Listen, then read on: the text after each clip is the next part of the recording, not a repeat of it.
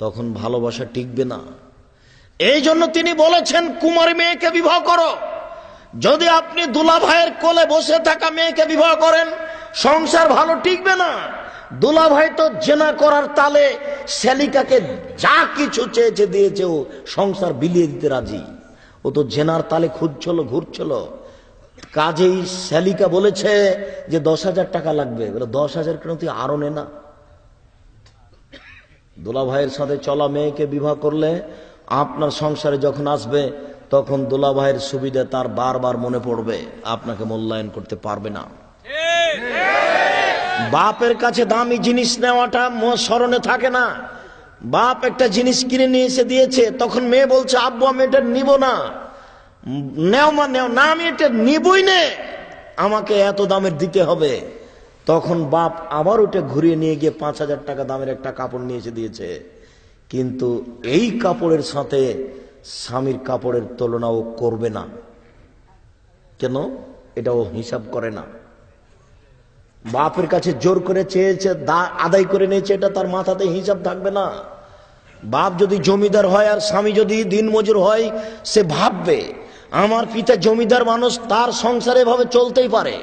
আমার স্বামী কুঁড়ে ঘরে থাকে, এইটাই আমার সংসার, এটা ভেবে নিবে। কিন্তু দুলা ভাইয়ের সাথে সে তার স্বামীকে সমতা করে দেখবে। বন্ধুর সাথে চলা মেয়েকে যদি আপনি বিবাহ করেন, তাহলে সে বন্ধুকে আর আপনাকে সমতা করে দেখবে, তখন সংসার টিকবে না। এই কারণে তিনি বলেছেন তোমরা কুমারী মেয়েকে বিবাহ করো যে পুরুষকে বুঝে না, এমন মেয়েকে বিবাহ করো যে পুরুষই বুঝে না। 10 টাকার কাপড়ও যা, 10,000 টাকা কাপড়ও তাই, মনে করে যে পুরুষ এরকমই দেয়। বাপ কোটি টাকা দিয়ে কাপড় কিনেছে, এটা বাপের টাকা কেউ হিসাব করতে পারবে না, এটা করেই না, ওটা তার মাথাতেই থাকবে না। এমনি কান্নাকাটি করে জোর করার বাপের কাছ থেকে একটা আদায় করে নিয়েছে। সম্মানিত উপস্থিতি, 2 নম্বরে তিনি বললেন আন্তাক আরহামান, বেশি বেশি বাচ্চা দিতে পারে কুমারী মেয়ে।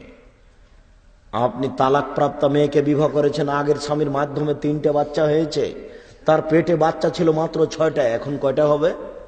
আর 3টে। আপনি দুলা ভাইয়ের সাথে চলা, বন্ধুর সাথে চলা মেয়েকে বিবাহ করেছেন, অবৈধভাবে তার বাচ্চা আগে 2টা নষ্ট হয়েছে, তার পেটে মোট বাচ্চা ছিল 5টা, এখন কয়টা হবে?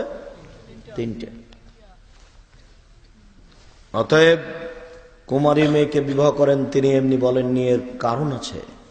তিনি বলেন ওয়ার যাবিল আসিরে, অল্পতেই খুশি।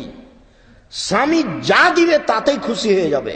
সে মনে করবে স্বামী এইরূপই দেয়, সে পিতার দেওয়াটার সাথে তুলনা করে দেখবে না, স্বামী যা দিয়েছে তাতেই খুশি হয়ে যাবে। অতএব বন্ধুর সাথে চলা মেয়েকে যদি বিবাহ করেন, দুলা ভাইয়ের সাথে চলা মেয়েকে যদি বিবাহ করেন, সংসার কন্ট্রোল হবে না।